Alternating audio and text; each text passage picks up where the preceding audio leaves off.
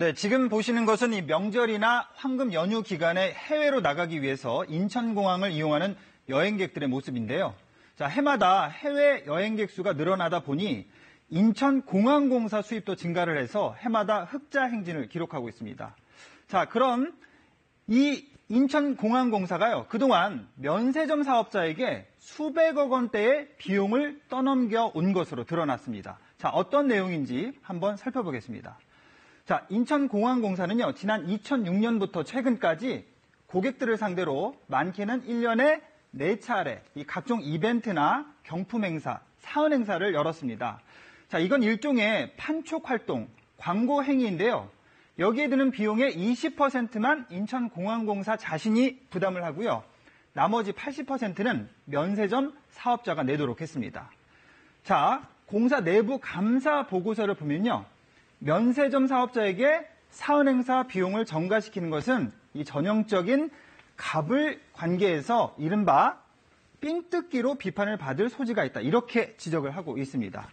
자, 감사 보고서에는 스스로 삥뜯기라고 표현하는 이유를 또 명시를 하고 있는데요. 자, 면세점 사업자들은 이미 매출의 40%를 임대료로 내고 있어서 추가 부담을 제고해야 한다. 또 이 흑자 규모 등을 고려하면 공사가 비용 전부를 부담할 능력과 명분이 충분하다. 이렇게 적혀 있습니다.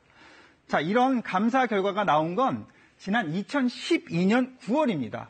문제는 그 후에도 면세점 사업자에게 비용 떠넘기기가 계속 이어졌다는 겁니다. 자, 이렇게 인천공항공사에게 수백억 원을 삥 뜯긴 이 면세점 사업자들. 자, 손해보는 장사를 할 리 만무하겠죠. 자, 면세점을 이용하는 여행객들의 부담으로 이어졌을 것은 불보듯 뻔합니다.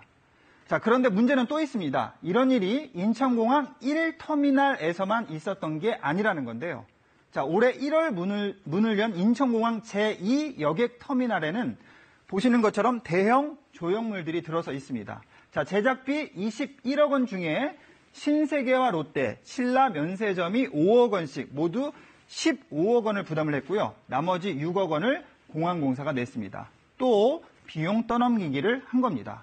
그런데 이번에는 면세사업권 입찰 당시에 입찰자가 이 조형물 설치 비용을 제출하면 이를 평가해서 점수를 주는 방식으로 진행을 했습니다. 자, 인천공항공사는요, 면세 사업자들이 자율적으로 분담금을 제시했다는 입장인데요. 하지만 사업자들의 말은 다릅니다. 1터미널에서의 비용 떠넘기기가 문제가 되자 이번에는 분담금을 제한하도록 유도를 했다는 겁니다. 자, 사업자 선정이 되려면 울며 겨자 먹기로 당연히 조형물 설치 비용을 부담한다고 해야겠죠. 자, 14년 연속 흑자를 내고 있는 인천공항공사의 연간 매출액 가운데요. 40%는 이 면세점 임대료가 차지를 하고 있습니다. 자, 면세점 사업자들에게 더 이상 우월적 지위를 이용해서 흑자 규모를 늘리는 방식은 개선돼야 한다는 목소리가 높습니다. 친절한 뉴스였습니다.